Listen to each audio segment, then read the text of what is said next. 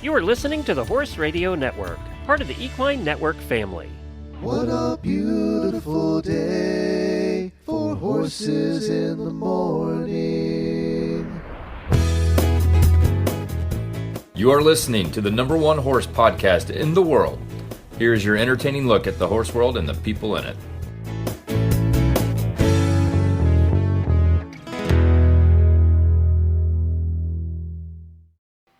Good morning. This is Ashley Winch in Kansas City, Missouri, and you're listening to Horses in the Morning on Horse Radio Network for Tuesday, January 16th, episode 3344. Good morning, Horse World. Instead of taking a break and heading out to pasture today, we're thrilled to highlight an episode from Retired Racehorse Radio. Think of it as a bonus track on your horsey playlist, in case you weren't already subscribed. Retired Racehorse Radio dives deep into the fascinating world of retired racehorses, from thoroughbreds to standardbreds and beyond, with Joy and Kristen as your guides. Glenn and Jamie will be back tomorrow, but until then, listen up and enjoy the show.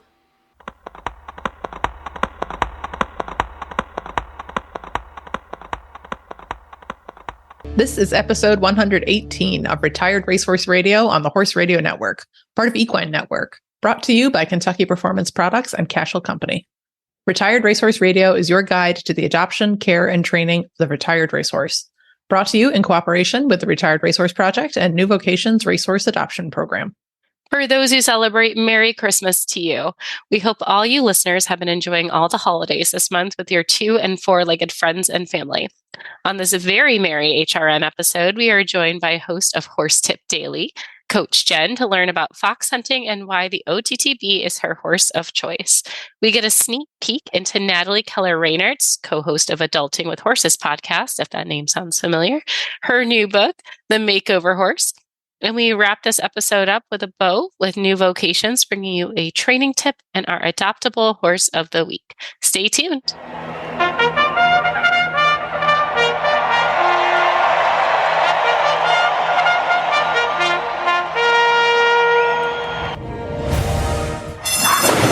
And they're off on Retired Racehorse Radio, the podcast that is your guide to the adoption, care, and training of the retired racehorse. This is Joy Orr in Detroit, Michigan. And this is Kristen Kovach-Bentley in Jamestown, New York. You're listening to Retired Racehorse Radio. Kristen, it is Christmas Day by the time listeners are hearing this, although It is a few weeks ahead of time. So we're in all the holiday fuss period. The fuss. I love that. All the fuss. You're wrapping up with work stuff, end of year stuff. You're trying to think about what you want to do for next year. Trying to remember you didn't forget anyone on your holiday gift list. It's my biggest stressor. It's like, I've been very relaxed this year about holiday shopping. There is no formal list. Correct. So, I'm with you on that one. Yeah. Yeah. Like my mom will go to visit my parents, and she a couple of years ago was like, no gifts. Let's just spend time together. And I was like, I love that. Let's do that. And then Eric's family does like a gift exchange, like draw a name in a loop kind of Secret Santa thingy. Except it's not a secret. So it's just a Santa thingy, I guess. But yeah, so you only have to worry about a gift for one person, and there's no need to like go nuts trying to gift everyone. I kind of like that. That's actually really fun. And I think you should call it not a Secret Santa. Yeah. Like open Santa. I don't know if we should say that. No, maybe not. That's so. Yeah, actually, this episode's coming out late enough. I can tell you, I am back to knitting again. So I am knitting my gift. So because I'm really trying to embrace like the handmade Christmas. Don't buy things, which is really easy to do when you only have to give a gift to one person. I am only talented in food things, and that is hard to ship. So I try to shop small businesses as much as I can. So your gift is coming from a small business, which I'm actually really excited about your gift. It's small, but I think it's very sentimental. So I'm excited for you to get that. Yeah, actually, by now you maybe will have received your gift, depending on how well my baking goes. So this is like a fun time travel thing, right? Like we're recording this in early December. So you will know by the time this episode comes out. Listeners, she doesn't know yet, and I don't know yet either, if the baking thing I want to send her is going to work. So yeah, we'll find out. But and yours it's really hasn't shipped yet. So we'll see if your package is stolen or if UPS fails me. Yeah. This is like one of the weird things I've done, like because it's wintertime and I have a little more free time and the days are very short and the nights are very long. So I'm like trying to just sort of embrace like, well, you're familiar with that Swedish Scandinavian concept of hygge, where it's like, just make things cozy. So I have started a sourdough starter. And the best part of a sourdough starter is if it works, you get to name it, and everyone always names them something very punny. So like in the Facebook group I'm in, there's a lot of like Freddie Mercury, that's fun. Redward Cullen, Frodo Baggins. Redward Cullen. Stop. I love it. We're gonna hope for the best. I like almost like walked away. It's like, that's so funny. It's like, okay, well, if it works well, bread dad joke. Yeah. So I'm so excited. I'm so excited. I'm going to manifest that it goes well. I hope it goes well. Yeah. Or you'll get something else. So either way, listeners, at this point, Joy knows. I don't. I'm excited for it. I'm excited for it. Great. But I will say I definitely struggle this time of year with the seasonal depression and all that good stuff, because it is dark. It is dark by 5 o'clock. And this year it feels extra dark. And I don't know why. Maybe it's just maybe I'm the vaguely problem to the existential dread of everything around us. It's fine. Yeah, it's fine. I've been hiding reality for a really long time. So you will not get a mental breakdown on this show today. That is not part of the menu. Nope. But knuckle it. We're going to be okay. Yes. I actually do really like to make my house super cozy this time of year. And even going into January, I keep my holiday decorations up just a little longer, just to make it a little less bleak. And then by the time I get to February, I start to think about spring and get excited for that. So then it becomes the spring clean and declutter and all that good stuff. So if you're someone like me who struggles, keep your Christmas tree up just longer, keep your, fireplaces decorated, whatever it takes. Oddly enough, having your coffee by candlelight in the morning is super soothing. Don't turn the kitchen light on. Just light a candle. Highly recommend. There's something like deeply instinctual about humans and like a flame or a fire. And I think the candle kind of represents that into like, you're not going to have a bonfire in your living room, but you can have a candle on the table. Yeah. And there's something very inherently cozy about that for sure. Yes. And a warm drink. Yep. Candlelight. Like we do our tree outside because cats. But we keep porch tree up for usually several months. I love put bird seed in it. Yeah. We actually haven't gotten porch tree yet. We're slacking a little this year. We haven't gotten ours either yet. Yeah. It'll be like someone else. You can't because your dogs will take it. True. Yeah. Good point. Yeah. We'll figure something out. It'll be fun. So. Although I'm surprised Lark hasn't tried to take the tree yet either. Yeah. Well, I think she likes to watch the birds come out of it too. Like the pointers, they don't distinguish between like a duck or a pheasant and like a sparrow. So they're like, oh, bird, it doesn't matter what it is. So they're great. They're a mess. Oh my gosh. So, but do that. And then also try to get outside, folks. Like if you can, I know it's dark, but like if you can like take a little walk at lunch break, like just getting out into the fresh air, even though it's really cold. Like, it does make a difference. Really and helps. I think my neighbors think I'm absolutely insane because I actually put on like headphones and was jamming out while walking my dog in the snow. But I actually had a really fun walk and I was like dancing with her in the street. I was like, okay, well, I am now known as a crazy lady in my neighborhood, or Hallmark movie star. You could be the whimsical. We could be either girl way with the dog in the neighborhood. So considering I definitely have like horse girl winter aesthetic, meaning I look like I just scavenged for my clothes out of a box. Okay, maybe it's unhinged creepy girl in the neighborhood. I don't know. Yeah, unhinged Christmas girl. It's all good. It's all good. Me and Tova, we had fun. We had a really good time. Nice. But it did make, a pretty cold night a lot more fun for both of us. And the last one, not the detriment of this podcast, because we want you to listen, but another tip, don't get on your phone right away in the morning. Like take a slow morning, even if you have to be somewhere quick. Like don't get into the hustle and bustle. Don't think about your to-do list, even if it's just your first 10 minutes of the day. Like find something you like to do and just do that. So for me, I wake up, I pet Tova, and I like to make my coffee. And that's like my little ritual. I don't want to get on my phone, although sometimes I break that rule. I'm trying better, but I am very excited for our episode. But before we dive into all that good stuff, I do want to hand you your flowers because earlier this week, this is at the beginning of December for everyone, You shared a great article from the RRP, and I just think it's super important this time of year as people are adopting horses that your OTTB and even your off-the-track standardbred is probably not a rescue.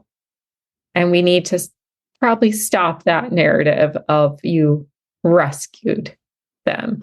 I know it's controversial, and I know they're all our sweet, loving baby angels, but a lot of them came from great situations. Right.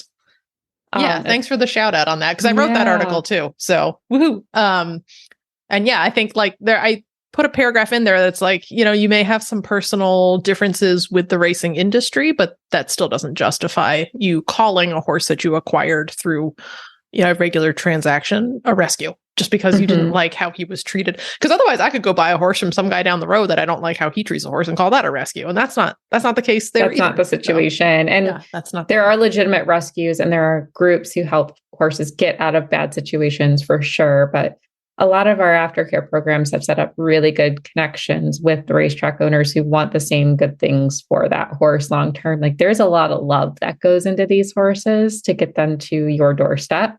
Of course, there are definitely some who come from the not best situations, but I think most of us, like my horse definitely came from a very pamper spoiled life. She doesn't have that same degree today. She is more of a typical horse life, but it's nice to know that someone did put that love and care into her. And that's why she's got the personality she does. And I just think it's a good reminder for all of us to really think about where our horses came from. Yeah. And yeah, in case anyone's thinking like, well, Kristen maybe got her horses through great connections and Well, out west was a legitimate rescue. Like Ashley pulled him out of like off the meat lot with his stickers on, so like that is a rescue. And I don't want to sort of like gloss over his experience by saying that all the horses I have are rescues, because the other two are not, So yeah, I think, every horse has a story, and let's just make sure we're using the right words and not glossing over too much in their backgrounds, because especially, these racehorses were all purpose bred for a very specific reason, and a lot of thought and planning went into them. So yes, absolutely. Yep. Honor absolutely. that past. I like to say like, you are just another chapter in their bigger story. And that's a beautiful thing. It's an absolutely beautiful thing. Oh, I'm excited. Well, speaking of, we have a great episode of all exciting things. It's very Horse Radio Network centric on this episode, which I think is family fun. Episode. I like it. It is, which is fun. Very festive for the Christmas holidays. Day. It's great. This is our family. Yeah. So it's going to have a lot of good things. We're catching up with Jenn Hebert, who is married to Glenn, who is one of the founders of Horse Radio Network and co-host of. She's amazing. But before we dive into all of that, we're going to hear from our premier sponsor, Kentucky Performance Products.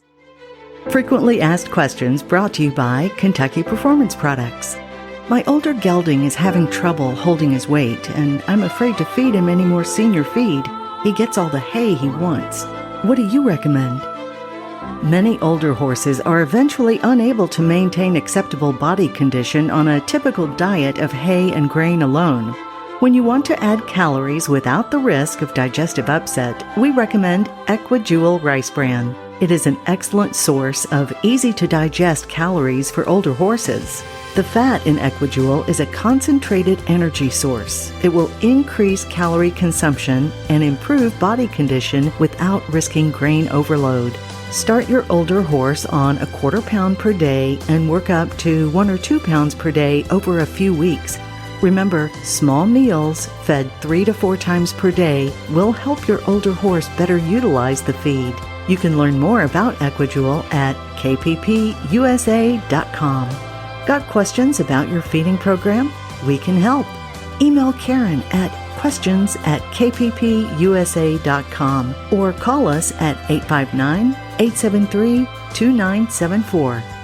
Well, in keeping with today's theme of bringing the HRN family together, we're super excited now to be joined by Coach Jenn, who is basically the reason that HRN exists and the brains behind the whole operation. And what I also love is that you can tell she's super cool because she's a thoroughbred person. So Jenn, welcome to Retired Racehorse Radio.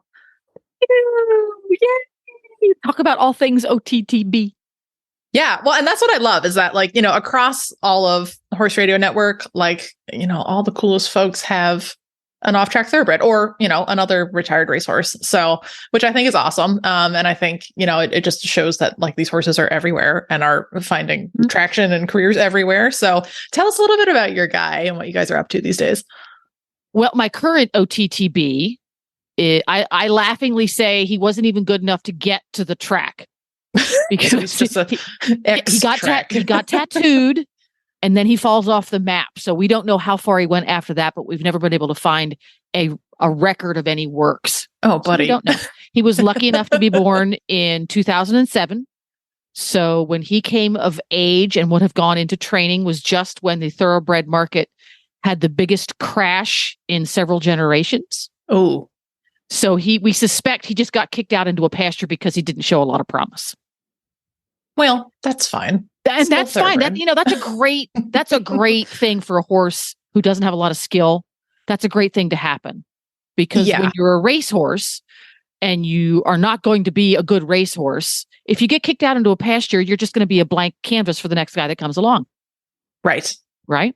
So anybody who has met North Coast, affectionately known as Nigel, will see immediately that there was very little potential for him to be a racehorse because he's built a little bit more like a Clydesdale. Oh, buddy. That's the best kind. But he's so cute. He is very cute. And I do have a type. I love the big honking monstrous thoroughbreds that, come thundering down the home stretch and can't wear race plates because they don't make them big enough. It's a custom shoe job for somebody. Yeah, well, actually, Nigel does have custom shoes, if I remember right. Like, oh gosh, I don't remember when it was, but I feel like you had a very interesting farrier experience a few years back. I have interesting farrier experiences every 4 weeks. Yes, I do. At least, okay. The good news though is that you're in like the land of many talented farriers. Well, see, that's the nice part. The amazing farriers, veterinarians, body workers, trainers, etc. There are a dime a dozen in Ocala. And I do get to take advantage of those because he has genetically pancake feet. So he has to wear glue-on shoes. He won't hold nails. But the good news is glue-on shoes have really come a long way in 30 years. And knock on wood, they go on and they stay on. I don't have any issues with the whole, oh my God, they fell off. I can't let them get wet, blah, blah, blah. No, you glue them on, they stay there, take them off 4 weeks off and put new ones on. So from that point of view, it's great, but it's a real treat for us because since he can't wear nails in his feet, he wouldn't be really useful because he does need to wear shoes. He's one of those guys. But we try to do some endurance. He's an extremely competitive thoroughbred. He's the guy who wants to break from the gate and stay in front. So endurance is a bit of a challenge for us because you can't break from the gate and stay in front for 50 miles. Right. That doesn't work.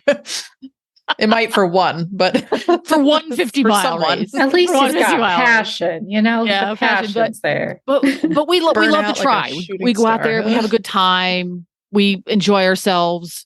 I do a little of this, a little of that with him. I'm discovering he's a real fun. He's one of those horses that he's not going to be a high level of any one thing. He is limited as far as his athleticism is concerned because he's got some spine issues. But he will try anything and he will try his best within his physical limitations. And that took me a little while to learn from Nigel. When I got him, I thought, I had that classic, oh, he's just being naughty or, oh, he's just being fresh or et cetera, et cetera. And he's one of those horses that he wants very much to win or get the right answer because for him, winning is getting the right answer from his human. And once I got a really good handle on that and I would break things down so he could understand it, he tries so hard to get the right answer every single time.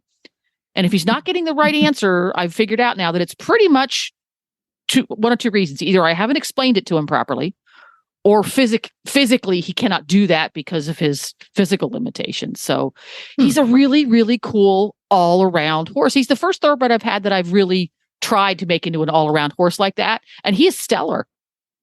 I love that. And I actually think probably more people than we suspect are in that camp of like, let's just have a good, I say just, like it's dismissive and it's not, but it's like, let's develop a true all-around horse that you can pull out and do anything with. We tend to champion like, oh, this one, just went to to Land Rover. This one is, in Grand Prix show jumping. It's like, those are the ones that everyone thinks of. But I think ultimately, I would say probably a larger number of thoroughbreds are going to homes where they are just going to be a good, like all around solid citizen and all around. And it's funny that you're right. When we say just, it sounds it's like, oh, he's just it's not it's just like, because no. Every Friday, what does everybody want? In search of on the bad ads. In search of everybody wants the unicorn. Right. Everybody wants that all arounder. But they feel like that all arounder has to have first won some kind of a fancy award in some discipline. I want the great all arounder who was year-end champion 3 years in a row in my regional show hunter circuit. But now I want him to be an all arounder. Well, he doesn't necessarily have to be a champion in anything before he can be a fantastic all arounder. I think even more now, and I get to talk to Debbie over at the Horsemanship Radio show a lot about this, is more and more and more we're seeing people take horses who, for whatever reason, are never going to be a championship anything as far as competition is concerned, and take the time and use the skills that's required to make them into amazing, all-around, useful horses.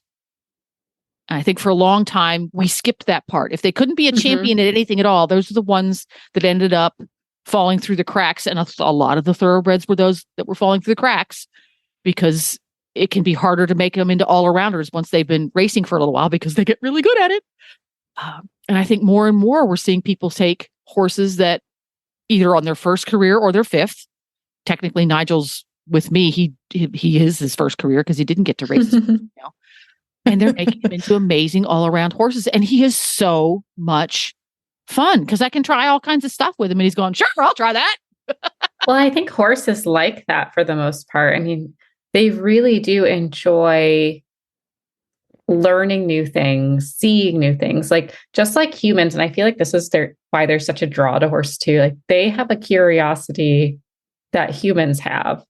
We have to coax the braveness out of them, get through some of their initial instincts to just avoid anything that's not normal. But they do enjoy learning something and saying like, oh, I got the answer to the question. I feel like thoroughbreds are definitely higher up in that category than some other breeds where they don't want to be bored. They want to do new stuff with you. See, this is why I think more people need to try the ranch work with thoroughbreds, because like ranch work is a discipline, but it is so many different disciplines comprising that one sport. Like, you've got to have them developed in the flat work. They've got to be handy in a pattern. They have to be good on a cow. You have to be able to rope. You do the obstacles in the trail. Like there's so many pieces. And I think that's a perfect sport for horses like thoroughbreds that are active minded, and want to do a bunch of things. And they don't have to be a superstar at any one of those things. They just need to try all of it. So they have to be multitaskers.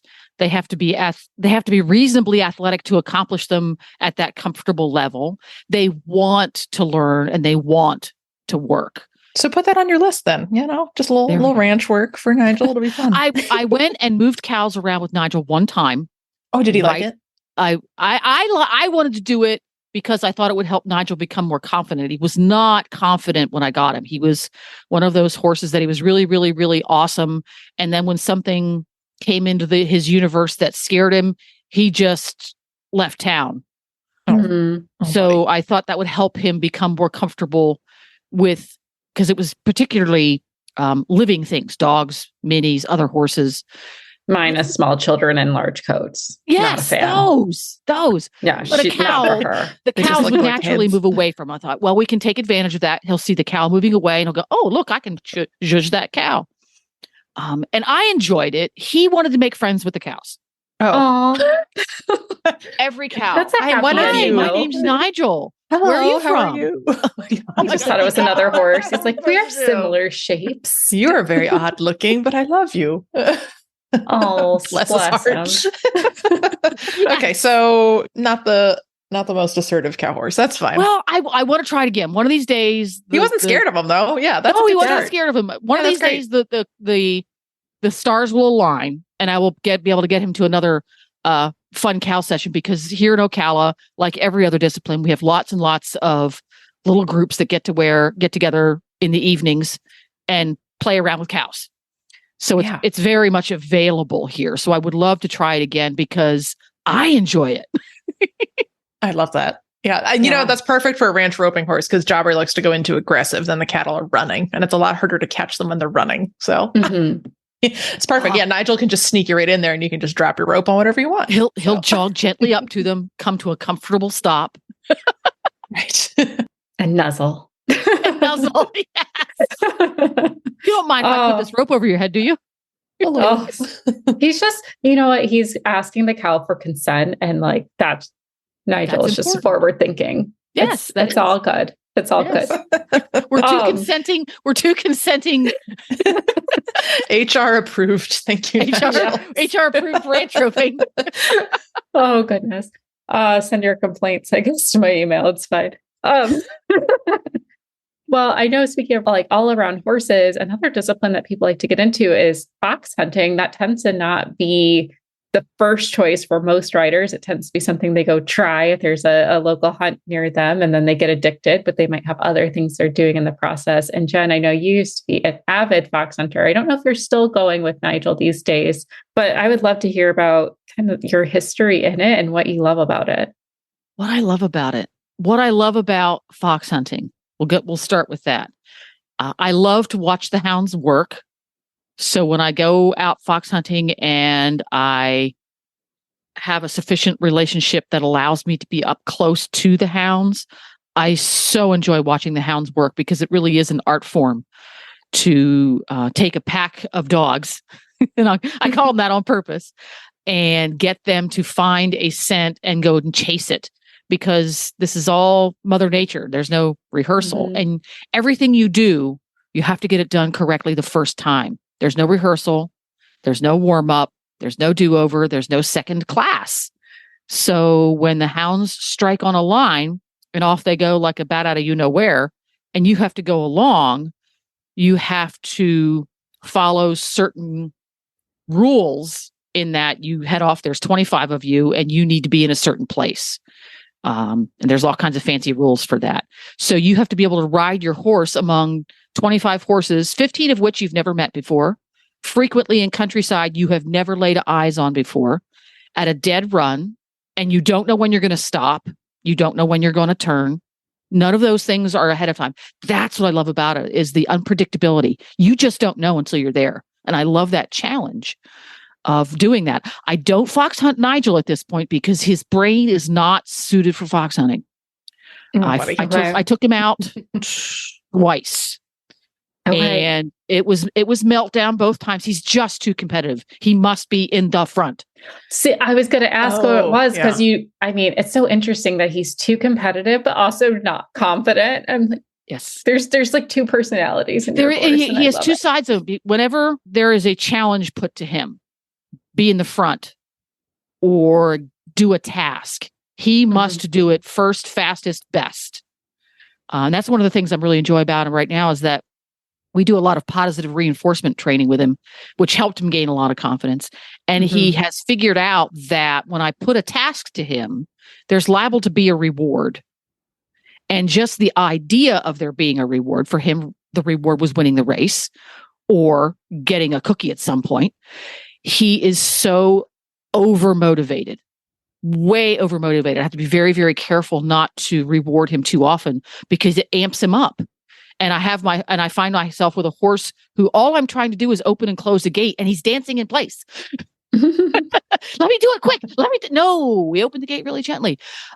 So he wasn't quite suited for fox hunting. I do take him to a lot of hunter paces, which are something that fox hunts put on for riders to practice their skills and to help raise money for their local hunts. It's basically a cross-country course that you go out and ride at what they call a hunting pace, and that's different for every fox hunt. So you have to be familiar with the hunt who's putting it on to get the ribbon. But then you go out with 2 or 3 of your other friends, And I always arrange it so I go out with horses and riders who are comfortable with the type of pacing that keeps him from having a meltdown. Because once he has a meltdown, he's really not fun to ride. So I do that a lot with it. Yeah, I do a lot of those hunter paces. But fox hunting my thoroughbreds, I've had several who are just amazing. And the ones that I've had that were great fox hunting horses, all of them were war horses who had a lot of starts, who had raced at least into their 6th or 7th year. And so the one horse raced until he was 9. Wow. All of them raced at mid to lower levels, but that mostly, I think that was just because that's the horse I could afford to buy. And all of them did not have any fancy breeding up close. But again, that might just be because I didn't have the budget to buy one that had that kind of, because even if he's not a racehorse anymore, if they've got fancy breeding up front, you're going to pay more for him. But the horses, I love the war horses. They've got good brains. By the time they've had 75, 100 starts, they've been standing there at the racetrack, till they're 6, 7, 8 years old.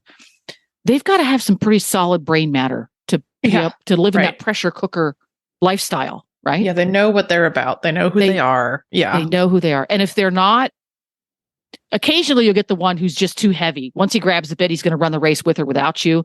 They're not so great for fox hunting unless you're the master. They make good master's horses or they make good whip horses. But if you're in the field, I love me a war horse that's had a whole crap load of starts. And you get out there and all the young horses are dancing around and acting stupid. And they just go, talk to the hand. It's going to be a race. Well, fine. Just take your time. I love it. And probably for them, they're like, okay, yeah, this is just another thing we do. That's cool. It's just another thing we do. We're going to go out and we're gallop for a while. We're done. We'll take a break. There's some hills. There's some dogs. Everything's fine. Everything's fine. And I don't think any of my thoroughbreds over the years have ever had an issue with a hound, because obviously if you have a horse who is uncomfortable around canines or, heaven forbid, would like to kick at one that brushes past his legs, not a good fox hunting candidate. And I've not had any of those. They've all been great about it. Yeah. Oh, that's awesome. Yeah. When you mentioned earlier, you mentioned like, the glue-on shoe has come along in the past 30 years. I was actually going to ask you, like, how do you think the OTTB maybe is either the same or different in 30 years? Like compared to some of your first horses that you've gotten? Do you notice a lot of trends or differences, or, still sort of the same quality animal? I think we're finding the horse. I found the horses to be more robust than maybe 30 years ago. Oh, interesting. And again, we were dealing with a lot of horses that were bred or ended up in the lower end tracks. An allowance is about as high as they would get. But they have had a tendency to be much more petite, lighter boned, a little bit more fractious. Okay. Is that where like the stereotypes of like, oh, your thoroughbred's just a waiting vet bill in your pasture, like, and they're too hot. They're too hot. They're too sensitive. They come in injured all the time. But I'm like, mine's a cockroach. Like, honestly, that horse is going to survive a nuclear bomb. I'm glad you have that one, because I don't think I do, but that's fine. Well, and I think it might be partly not so much a change in the horse as a change in A, nutrition, and B, horsemanship.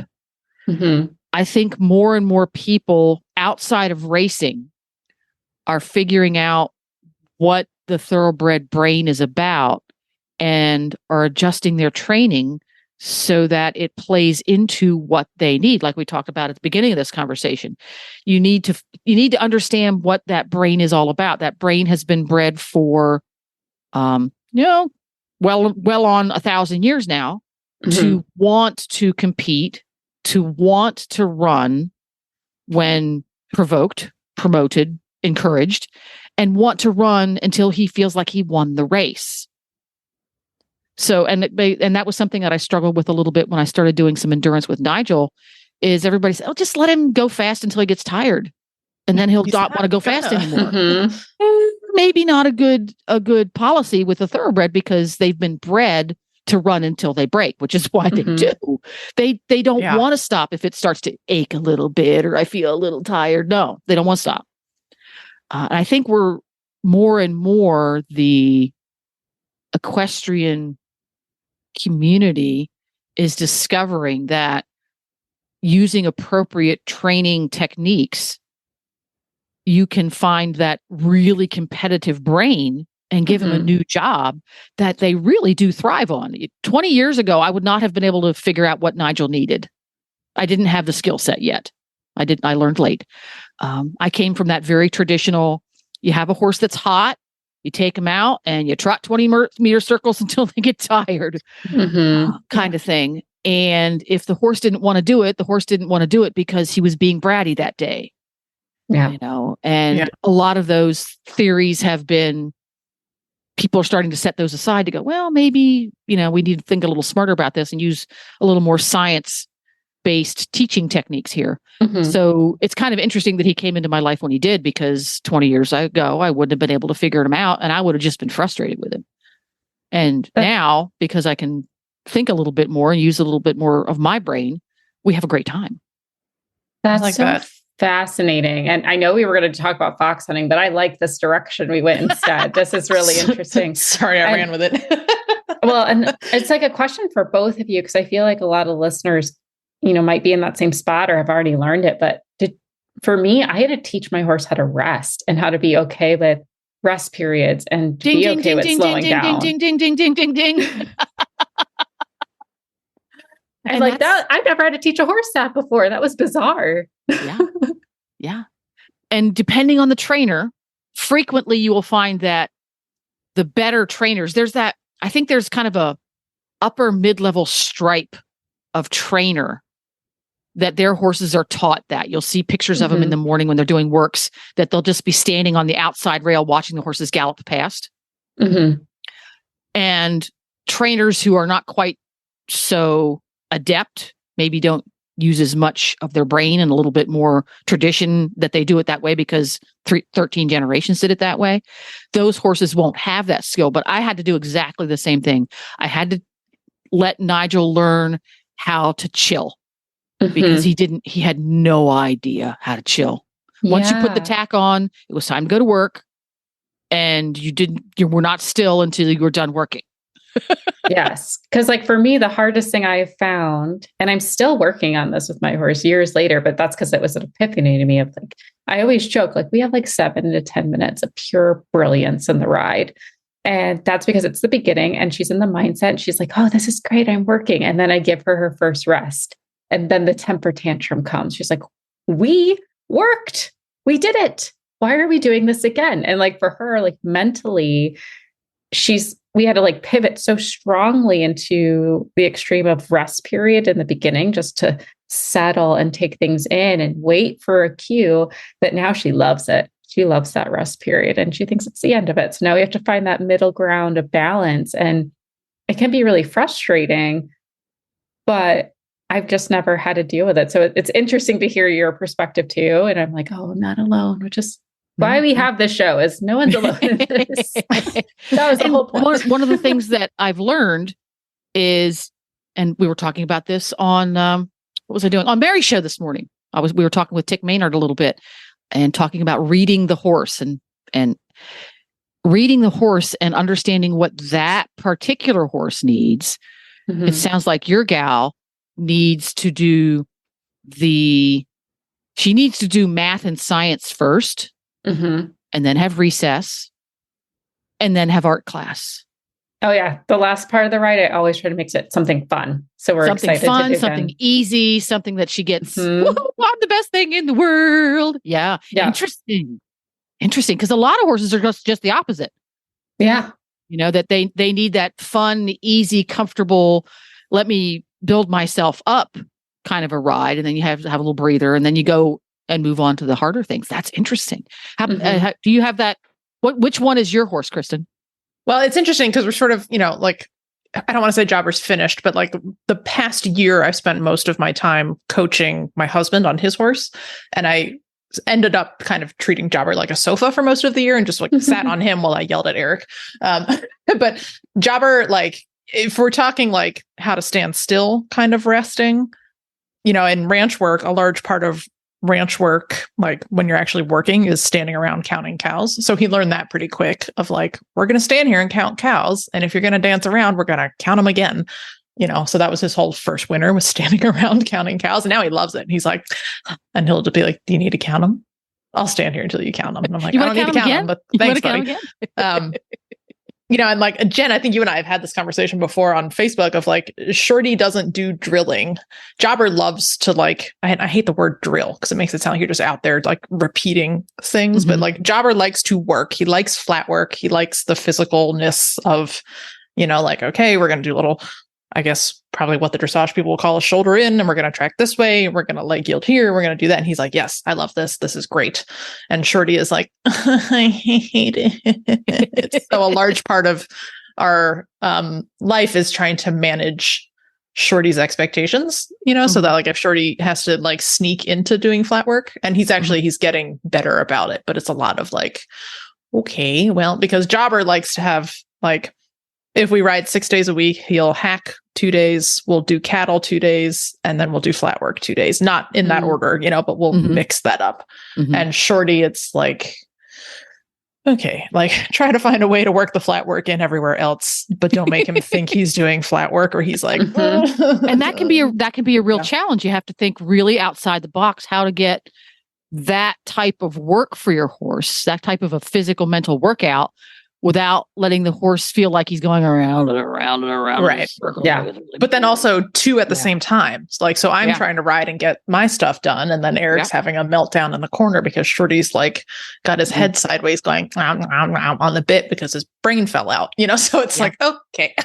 So, you have horses with two very different needs. Yeah. Yes. And we're trying to ride at the same time, which, is fun for us, but then also like, has its own issues too. We've created some herd sourness now in our horses too. So our plan for 2024 is going to be very different. So stay tuned. Anything about herd sourness? Yeah. Oh my goodness.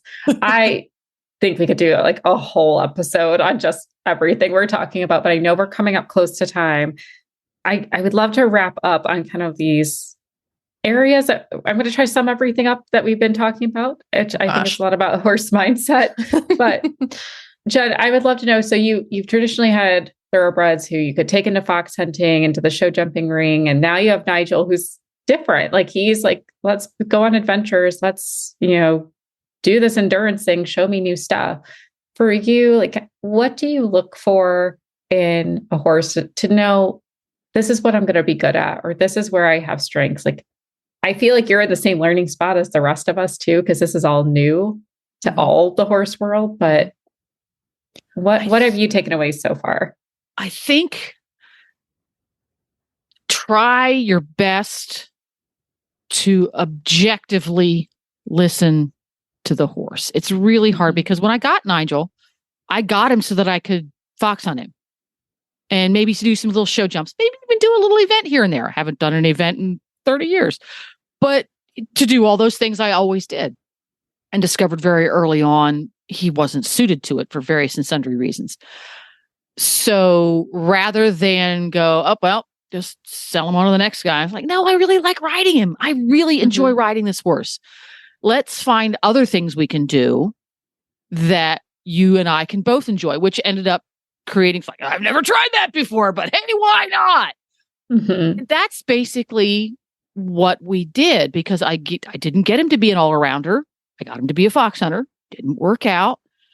So if you're getting if you're out shopping for OTTBs and you have a singular goal in mind, for example, you want to get one that's going to fox hunt, or you want to get one that's going to event, or you want to get one that's going to do working equitation, find some basic skills, the very core of the skill set that discipline requires, and test that first.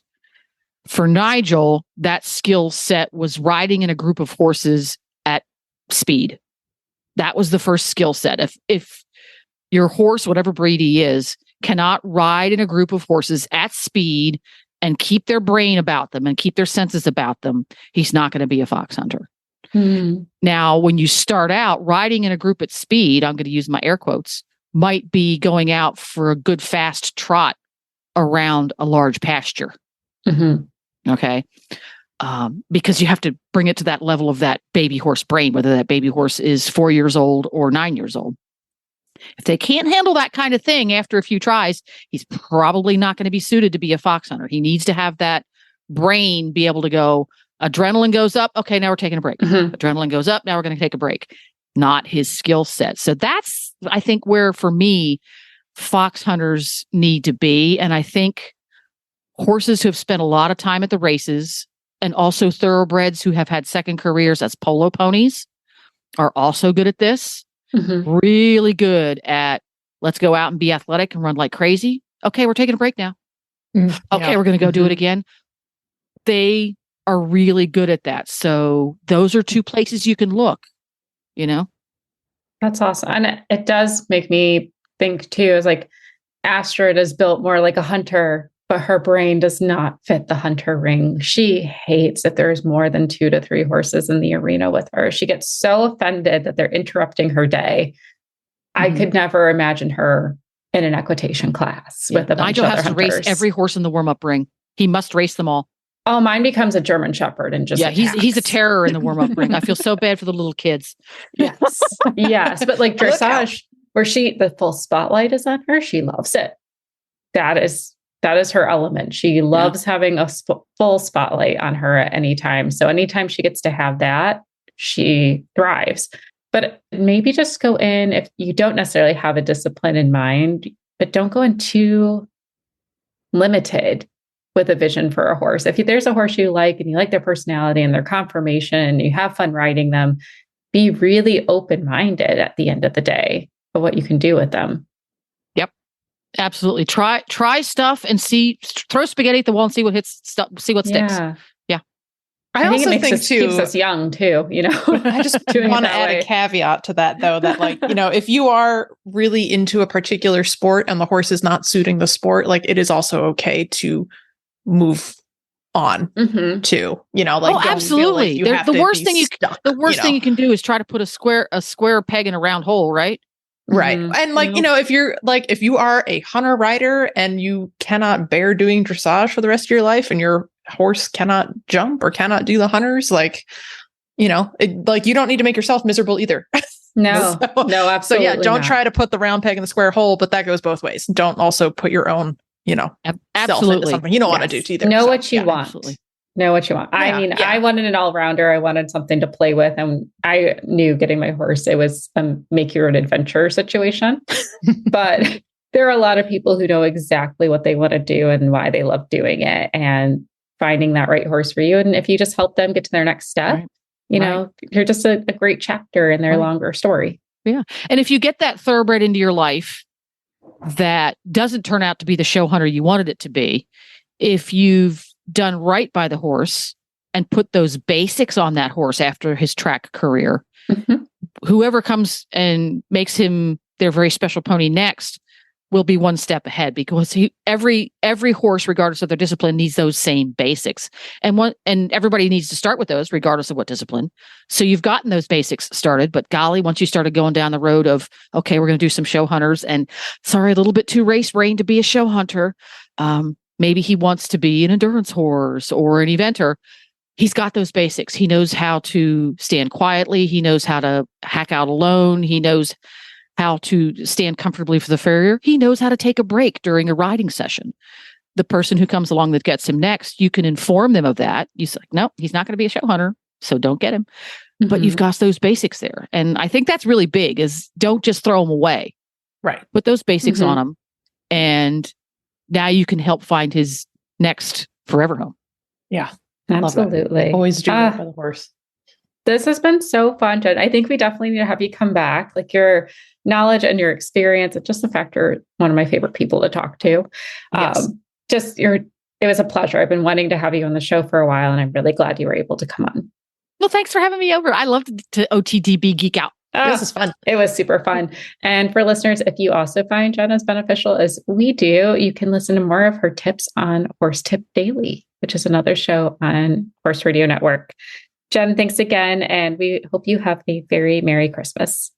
I'm here with Tony from Cashel. You all know it from the ads you hear all the time on this show. But we're at the trade show, and this is the point of time in the year where we find out what's new coming out. So what's Cashel have new coming out? Oh, we've got a great lineup of 32, 34 wool top pads. So describe them. 5 different colors, real vibrant, bright, sharp-looking pads. What makes them different? Well, it's the fill. The wool felt on the inside is a natural felt, and the fleece on the bottom is 100% merino. Oh, really? Okay. So these are soft and squishy pads.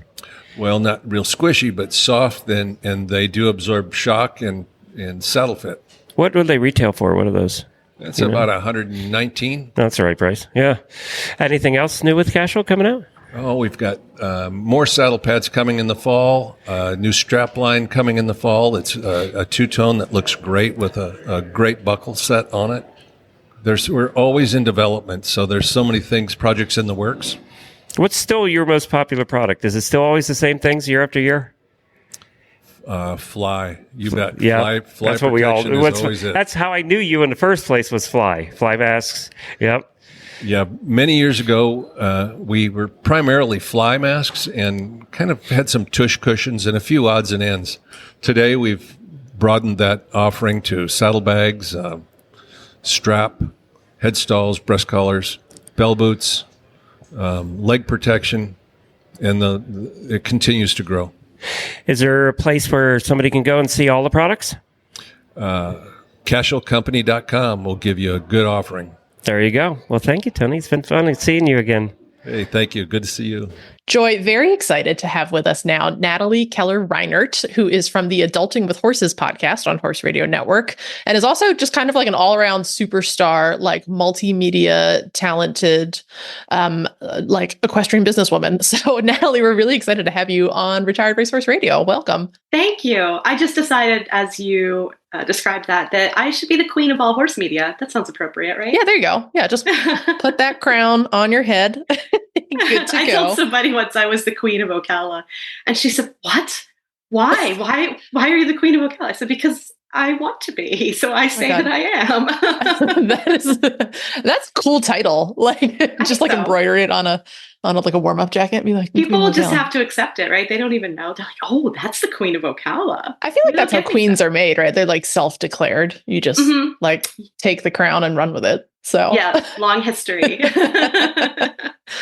Awesome. Well, yeah, let's start with your show. So you are a co-host of Adulting with Horses. So tell us a little bit about that show, because we've never done any kind of collaboration with you guys, which is a problem. So this will be the start of it. We have so much in common. Heather has Retired Racehorse, and I grew up on them.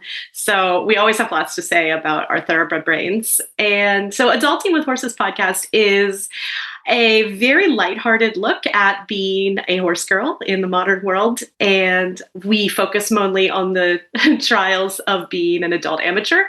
And that doesn't mean necessarily competing. That means getting to the barn to see your horse once a week, or remembering to take your bridle out of the car before you leave it at the garage, or, any number of reasons why the professional life did not choose you. I love that. Yeah. Heather's got a family. I have a family. Neither of us are anywhere near what you'd consider a professional, but horses are a huge part of our lives. Even when it's a total struggle to keep it that way, it's worth it. And so those are the kind of things that we talk about, just like surviving. That's awesome. I think that's like such like, everyone's like, oh, the adult amateur. And you think of like, still the person that's like gets to the barn every day after work. But like, yeah, that's such a, like there's so much guilt, right? When you like can't get to the barn every single day. So I love that there is a podcast for that. So thank you guys for fighting the good fight.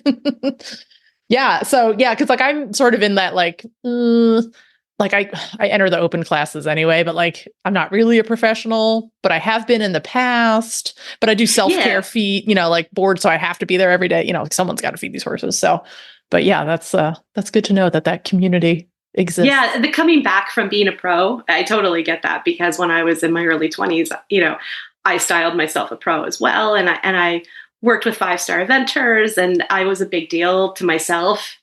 And then you come back when you're in your late 30s or early 40s or maybe later, and the world has moved on without you. Like I had to learn, I had to not just relearn a lot of stuff in the saddle, but I had to learn about all this newfangled stuff like saddle fit. Like what? You fit every saddle every time. It used to be such a point of pride to have your beat up saddle in the back of your car that you could put on any horse. Oh no. Yeah, right. Like that's not a thing anymore. Yeah, I worked at a ranch and I had a saddle that I was like, this saddle really does seem to fit everyone, and everyone called it the magic saddle. But otherwise, yeah, like trying to saddle fit like a dude string of like 120 horses, and we had 80 saddles. So trying to find the perfect fit, for one guest to ideally use the same saddle all week long. Ooh, yeah. Yeah. And it's amazing, because you just think like now, right? You just swing that saddle up and go ride. And it's like, oh, no. We've come a long way, which is great. I think, as like an equestrian culture, like I'm glad that we are finding more and better ways to care for our equine partners, but also I'm like, when did it get so freaking complicated? Yeah, I'd say that a lot. It's taken me a long time to sort of wrap my head around this new scientific-based culture that we either are entering or certainly have access to. And I'm proud to say that I am now 100% in. But at first I was like, how much stuff do you need for 1 or 2 horses? Are you kidding me? I was so proud of being shoestring for so long, but that's, be proud of poverty is never the most important thing. Right. Yeah. Yeah. Like, making the most on a small budget. Yes. Strong. Yeah. It's a strong place to come from, but it isn't an aspirational thing. Right. Yeah. It's like, it would be nice to have a bigger budget. Yeah. Well, yeah. Oh my gosh. I mean, everything, right? Like we've come really far in nutrition and, basic, feed psychology. Like that's a thing now. Yeah. Yeah. It's like, I train differently than I did 25 years ago. I feed differently. It's a whole new world. And I feel really good about it. Yeah. Oh yeah. Yeah. Like, let me disclaimer this. We're not saying like, oh, let's go back to the old days. Right? No, I think that's pretty obvious which side we're on. Yes. Oh, that's awesome. But yeah, that's a good point though. Like that's a lot to navigate when you come back to it, if you've taken a break. Yeah. I remember when I was a teenager, a woman in her like maybe 50s came to take a lesson at our barn, which was like a teenager dominated eventing barn. And she showed up in a hacking jacket and a very ancient pair of dress boots and a hunt cap, like with an elastic band. Wow. And we were staring at her like she stepped out of a museum. And she thought she was very well dressed. And she was looking at us like, what? And we're wearing like jeans and chaps and her general messes. And now I get it. I see where she was coming from. Yeah. Oh my God, that's kind of awesome though. Like, you know what, lady, you do you. Yes, go out there and she needed a real hard hat, but the hacking jacket looks great. Yeah, you're right. Yeah, be like, oh, hot damn. Yeah, that's awesome. So yeah, with Adulting with Horses, what was like your 2023 highlight? Like, what was really cool this year? Oh, I think just going. I mean, we love doing the show, but going and doing live events is really big for Heather and I. So when we go to Equine Affair or Horse World Expo in Harrisburg, when people like Heather and I are both authors, and so we approached this as we're a pair of authors, and we're going to do a podcast because we have really good chemistry. Like we just wrap off each other really, really well. But we're known air quotes as authors. And when people started recognizing us as podcasters and saying, wait, you have books? That was a pretty fun moment. I love it. It was disorienting for both of us. Like, yeah, we have books and we podcast, but it was starting to turn and we podcast and we have books. So striking that balance is interesting. But we love meeting listeners. And so we had a meetup at the November Equine Affair, and lots of our favorite brands came, friends who run like Ready Note and Botori and Veltri and Zero Proof Horse Streets. And I know I'm leaving people out and I apologize. So many awesome people, women, I should say, that we've met in the course of being authors and being podcasters. And everybody came together to create this fun gift basket to raffle off. And then we got to chat with them all for a Black Friday special and highlight these businesses that we really love. And it's really exciting to be part of this women-centric equestrian small business community. And that's a lot of modifiers, but that's what makes it cool, is it's so tight and small and exciting. All of these women who've come up with great ideas to make riding better or make horses happier, and the way everybody works together and we meet up at these events. That's fun. I love being part of that. And I love having the ability to put people on a pedestal and show them off and be like, we love this stuff and you're going to love it too. That's a really cool privilege of having a podcast. Even more so than I think for me, blogging or posting on my social media about it. I think it's a really fun platform in general. Yeah. You guys are the model of, how to take a show on the road. And have listener meetups and get out there and do stuff. Joy and we get together at the Makeover, but that's drinking out of the fire hose for me because I'm also working the Makeover as part of the RRP. So we're hi, and we'll sort of whiz past each other in opposite directions as we're doing different things. So we never get to do something cool like that. So I wish maybe we should. I'm taking notes. It's fine. Keep talking. I owe a lot to Heather. So if you want to know a lot about putting together and putting in the energy and the prepping to do an event, Heather's your woman. She knows what's going on. I'm just Heather, why do I have to get up early? Just shut up and get in the car. Heather, I want to go home and go to bed. Stay where you are. Okay. All right. Yeah. So yeah, we need to hire Heather then. Does she freelance? She can manage us. I love that. That might be a whole new business model for her. Yeah, there you go. Yeah, we just came up with something new. Just add That's what we do. Podcasting, authoring, and managing other podcast hosts who can't get it together. All right. So yeah, let's pivot then and talk a little bit about the, being an author. So I feel like I have an inside track, but I also know it's been on your social media about your next book coming out, The Makeover Horse, which obviously I'm super excited about because there's a makeover tie-in, but tell us a little bit about that. Oh, now there's a lot more pressure on the Makeover Horse, which I didn't anticipate. I never really know how my brain's going to react to things. So I've been an equestrian author for more than 10 years, and I have a series called Ocala Horse Girls, which are all basically romantic comedies with tons of horses. And it's about friendship and women sort of chasing their dreams of, equestrian life, whether they want to be professionals or they've just come to Ocala to get away from it all. Because, this is I'm here in Central Florida, North Central Florida, and this is a special place. You want to talk about community and everybody is working towards the greater good of the horse. We really have an awesome setup here in Ocala. And it's beautiful. It doesn't look like most people's impressions of Florida. It's just beautiful here and I love it. So anyway, I'm writing this series and literally out of the blue, lightning strikes, and I'm given the idea that I should write about a woman who is starting her life over again. And while she's doing that, she's also retraining an ex-race horse, and she wants to take him to the thoroughbred makeover. And I thought, oh, this is such a good setting. And I went to the thoroughbred makeover. I've been twice, and this last time in 2023, I volunteered. And that was when it really struck me that this really is, quotes, the happiest horse show on earth. I love it. Talk about a sense of community and everybody pulling together and making fast friendships.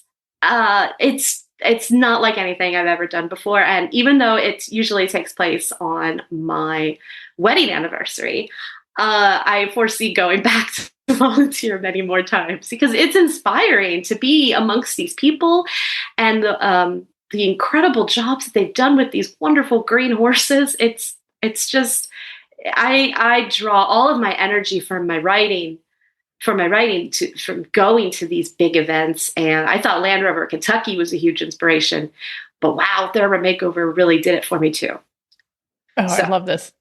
Not a paid, all that to say not a paid testimonial, folks. She's just saying this. it's going to the makeover volunteering absolutely had repercussions, which will echo throughout the rest of my life, including my married life, because I promised I wouldn't have another thoroughbred. And that conversation has changed significantly with my husband. So be warned. We can hook you up. We know where to get one. Exactly. We know where to get many. Yeah, I'm no stranger to like, surprise, I brought a horse home.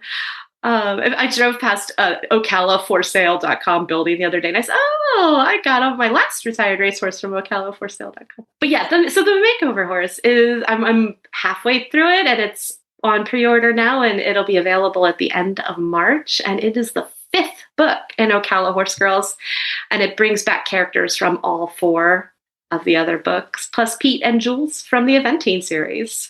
Oh, that's so cool to tie all your books together. Like, they're not in separate universes, right? Like, they're all everyone is firmly in the Ocalaverse. So I love this.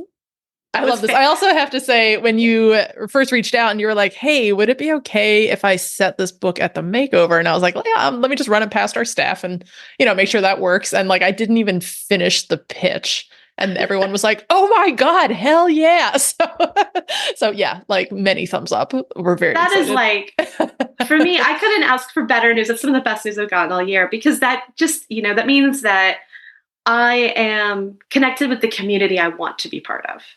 Like, I'm on the right page. I'm doing the right thing. The right people are okay with working with me, you know what I mean? Or anticipate working with me. And so I'm really excited to hear that. And I'm so glad that, we are in some small way sort of collaborating on this. Yeah. Well, and vice versa too. Like, for us to have, like, from the RRP side, for us to have like cultural relevance essentially in the equestrian world is huge. That it's not just this thing that we do. Like, it is like, we know it's a bucket list show, and that's fine, but also like, oh my gosh, like, someone wants to set a story at that event that we put our blood, sweat, and tears into. Like, that's really moving and humbling. So yeah, thank you on behalf of all of us, because we thought it was awesome. So, I have to say, when you talk about relevancy, the march forward that this Retired Racehorse project has sort of enhanced the thoroughbred journey. When I first started really writing for an audience, I was writing about retired racehorses. I started a blog called Retired Racehorse in, 2008, maybe? Like, pre-Facebook is open to everybody blog. Oh, yeah. Back in the college days. Yeah. So I had a blog. It was on WordPress, and then it was its own .com. And I blogged every single day. I went and I got a horse specifically to write this blog about. And then it turned into this big celebration of thoroughbreds, whether it was retraining or when I went to work at the racetrack, I wrote about that so that people could get an inside view of what these horses learn at the racetrack and what their lifestyle is, because I thought it would give people a better opportunity. If you know what your horse already knows, then you can make better predictions about the way they'll behave for you when you bring them home or when you take them to a show. And I had always found that people seem to underestimate what thoroughbreds could do the day you brought them home. But yeah, we're talking, this was 100 years ago in internet years. And this blog used to reel in thousands of hits per day. Wow. And that's where my writing career really came from, was writing about retired racehorses. So to see it now just grow and grow and grow every year is thrilling for me. Absolutely thrilling, because I feel like I helped push that. Oh, absolutely. Yeah. Into popular sort of culture, horse culture. Yeah, that's so cool. It's really cool to just, to see how this movement has grown, but then also, the different ways that the thoroughbreds are changing people's lives. If you say that sort of helped launch your writing career, like, what a cool thing for the horse to do, adjacent to the racing industry, which is where everyone thinks of them. And it's like, oh my gosh, like, one horse can serve so many people in so many unique ways, Yeah. That's awesome. Yeah. Yeah. So I kind of I think I ran into you in passing like once or twice at the makeover while I was, zipping around with my hair on fire. So that was your second makeover, you said? Yeah, I went, I think 2 years ago. Yeah, I went 2 years ago on my way to Quarter Horse Congress. Oh, okay. Where I was working at Tabor Equine Books for a couple weeks of Congress. So we stopped in Lexington and I said, oh, yay, I want to go to Thoroughbred Makeover. So we went and caught a little bit of the action there. And so we decided to go up this past year and have a weekend in Lexington. And I said, right, I want to volunteer. I had been asked to be a vendor with some friends. And I just, I love being a vendor because I love, connecting with readers in person and meeting new people. But I also really love volunteering at horse shows. Like I'm kind of obsessed with volunteering at events. And so I said, I really want to get to know what the feel is and I want to give back to the community. So I'm not going to vend at this one. I'm going to volunteer. And so I signed up for a couple of days and I put myself as floater, which meant that I was willing to do whatever. And so I walked in the first morning not having any idea what I was going to be doing. Pro tip, I think that's the best volunteer job because you will get to see and do so many different things. So yes. Yeah. It really was. Like I worked in show jumping and I got to drive a golf cart around Kentucky Horse Park. Hello, that's awesome. And I worked on trail, which is something I know nothing about. And I saw thoroughbreds barrel racing. That got really memorable really quick. That you know what I'm talking about. The beer was excellent. So, and everybody was awesome and nice, which was my anticipation. I will tell you my favorite position was working info desk, which is hilarious because I have no info. Yeah. That's awesome. Yeah, it hits my skill sets really, really hard. Like I was a concierge at Disney World. I was a manager at Disney World. I was a park ranger in New York City. And so being a person who answers questions is it's like very much in my skill set. Yeah. I'm like, oh, I can be in charge. No, that's not a problem. I've been in positions like that and you're like, I do not have the answer for you, but I will talk to you very, very nicely while I figure out who has that answer and I will go find that person for you and everything will be great. And I think I legitimately answered that exact line several times. Like, I don't have that answer, but you hang tight and we're going to find that answer. And I'm pretty good at that. I worked in theme parks where you generally have no idea what's going on and you just smile and make the best of it. That is a rare skill set. Like that is an underappreciated and undersold skill set for sure. Like, and that is a thankless job at the info desk. So thank you very much for being there and holding down the fort. My pleasure. Oh gosh, that's funny.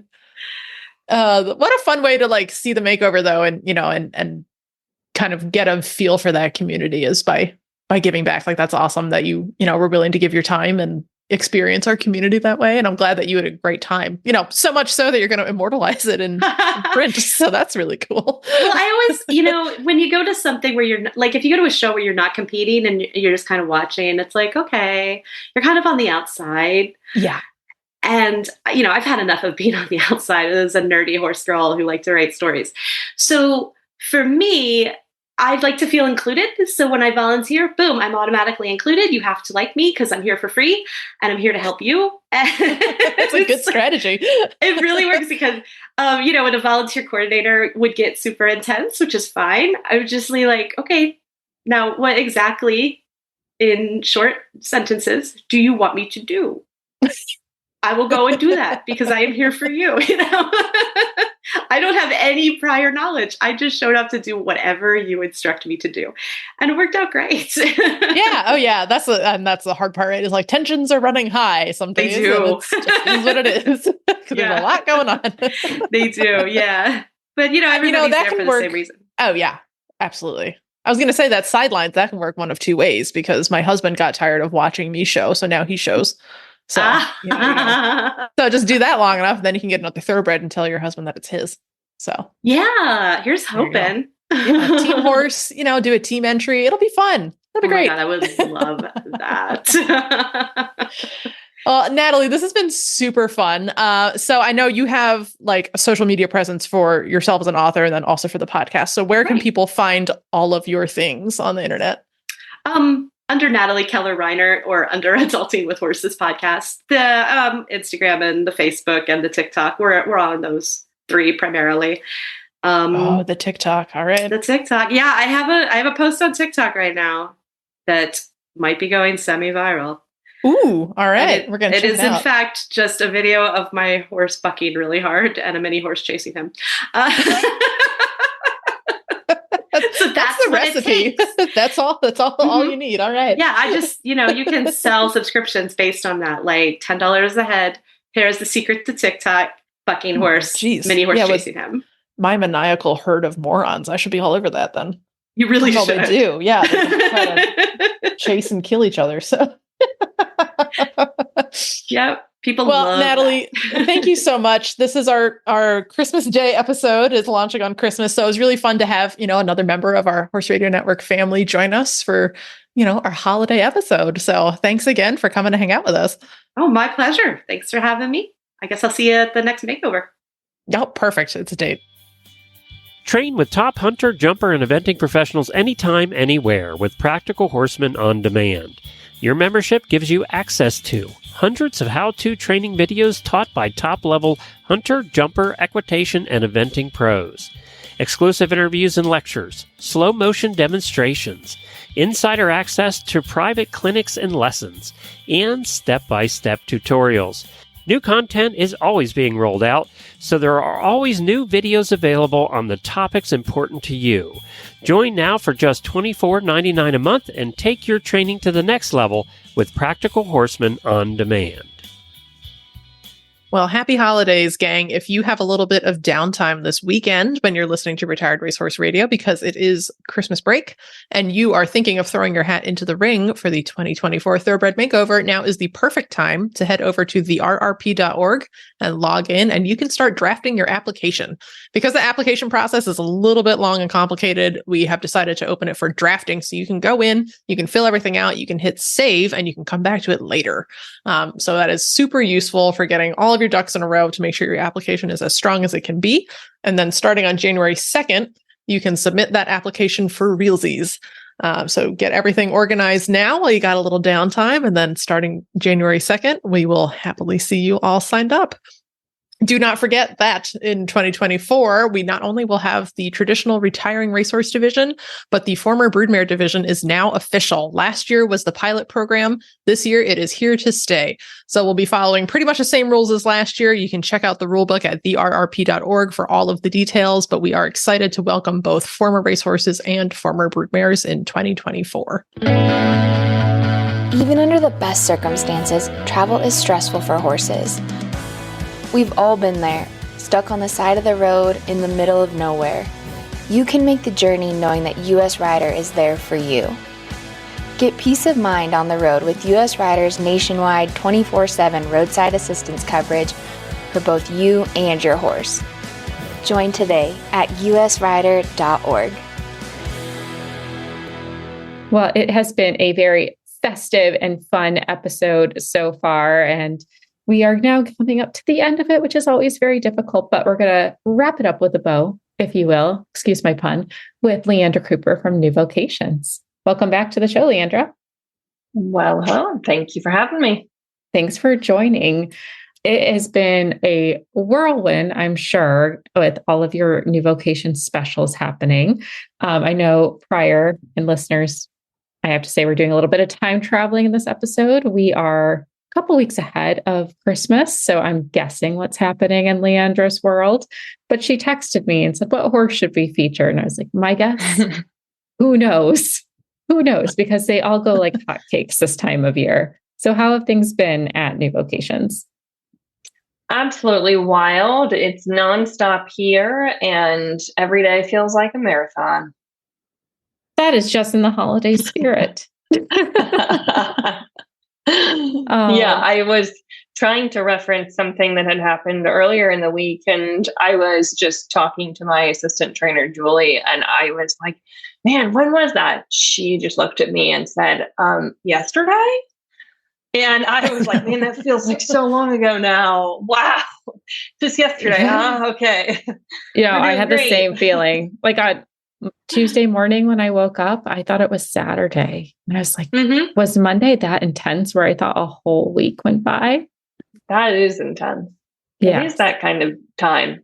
It is. It is. December time is just an idea. It doesn't make any sense. And it's too dark, and I don't know what's going on. Yeah. So all the days run together. It's just a land of eternal night. It's fine. We'll get through it. We'll be okay. We will get through it. We're all doing great.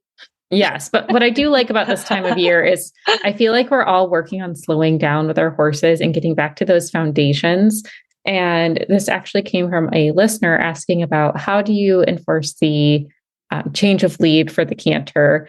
My guess is she's going with the flying lead change, but I thought it'd be kind of fun to break it down into a couple segments over the next few episodes. So, Leander, can you give us your best tips on what foundations do you need to have in place first before you start thinking about a flying lead change? All right. So, fundamentally, when I'm looking for the right pieces to start putting together a good canter, good solid canter, because as a caveat to all of this, horses can canter fine on their own. It's usually the human element that introduces issues. And if they can't canter fine on their own, then we're looking at other things. So we're just assuming that in this scenario, the horse is otherwise healthy and not having physical limitations that are making it so that they just can't. And I'm kind of sidestepping from my original path, but a good way to look at that is, how they move and turn out, or signal on a lunge line. But let's say that you're going under saddle and you're trying to evaluate your horse. I'm first going to be looking for the fluidity in their shoulders and in their haunches. And if they don't have that, you're going to be having a harder time, not only just in transitions, but in them having the right balance in themselves, not to mention when you add a rider, in being able to pick up the correct lead. So fundamentally, I'm looking for looseness in the shoulders and the haunches. And some of that you can feel in your seat, especially if you're used to kind of feeling for that. But if you are trying to assess that and you're struggling to just feel it, then like with many, many other things, I like to start with lateral work. And when you're doing that under saddle and you're asking them to move off of their forehand and their hind end, being able to do little shoulder ins, what you're looking for is not just that they can do it, but also how they do it. And this concept of really being in tune with the horse's lateral movements are going to help you understand a lot of different things. And some of these things that you can assess from the ground as well, like which side is your horse dominant on. So just like people, horses are either left or right side dominant. And I've heard that most horses, if you were going to make generalizations, like most people, we tend to think are right-handed. So I've heard that most horses are left-handed, but there are a lot of different theories, like that mares can sometimes be more right dominant in that sort of way. So just look and see what your horse is as far as their evenness. And horses tend to be more, a little bit longer in their muscles on some side, one side or another. And that can make it easier for them to bend. That can mean that their muscling's different, and that can change your saddle fit. So it's kind of like you really have to start from the bottom and start to tune into all these little things that we're going to build on in building a proper canter so that we can do a proper lead change. So it's kind of like stacks on stacks on stacks of different things that we look at. So I like to start this on the ground, looking at them on the lunge line or the long line. You can start noticing these little things about how your horse is built, how they use themselves, and where those issues might be. And again, as I like to do in a lot of different ways, we're going to take a slight detour, and I'll give you an anecdote about today when I was looking at a horse who has had some foot soreness, but who, when I threw a rider on, looked really off, and in a way where I was going, yikes, what's going on with this horse? And so I decided to have the rider get off. And when we had the rider off his back, he all of a sudden looked a lot better. And I know some people like to raise the red flag and say, okay, this seems fine as something. But what it really seems to be when you start culping all around is he has super, super rigid shoulders, like ditches in his shoulders, like big old crevices, and a lot of soreness and tension when you are palpating on either side of his spine, on his back. And so these things, like to sort of circle back to the canter element, we were looking at him at a trot and we could say, wow, something's really wrong. So what we were noticing was, okay, his muscles are really not loose enough. They don't have the suppleness. He's not ready to have balance or any sort of productive gait. So again, paying attention to how they're able to move their all four limbs and how they're putting that together, because when they can't comfortably line those things up, you are not going to be able to have a direct line of communication with them, because there's always going to be sort of energy flying out one direction or attention going elsewhere. So if we are really saying from the bottom up, we need to be building this proper canter so you can build the proper lead change, we have to also acknowledge how they're moving so that we can then have this direct line of communication. So start from the ground, work on lateral movements, and where you find those sticky places is where you need to spend more time and energy, whether it's in carrot stretches and making sure that they have more balanced laterality. I like it. Is that a word? It is today. Absolutely. And start to work on things like serpentines under saddle or on the ground, and just the suppleness and the connection with all the different parts so that you can later put it all together. But really, it starts so much more fundamentally than people start to think about. So you can do that with any sort of breed from any place and sync up with your horse, or get back to that place where you are paying attention to how all the pieces are moving separately. So then we can move on to putting it all together later on. I love that, Pete. I think it's a good opportunity for those who, poo-poo on dressage riders. This is your chance to shine, dressage riders. Like, the training scale is a really good place to start saying, like, okay, what do I need to hit? And it is that rhythm, it's the straightness, it's suppleness, it's willingness, like all those things coming together. I know with my horse, I have not worked on flying lead changes because she gets so tight in her rib cage. We're still working on not bracing against my leg and starting to fall in. So that stamina, can you hold your canter and you feel good and you go through corners without losing momentum? Like, those are the things I like to look for. Like, okay, we're ready to go to the next step.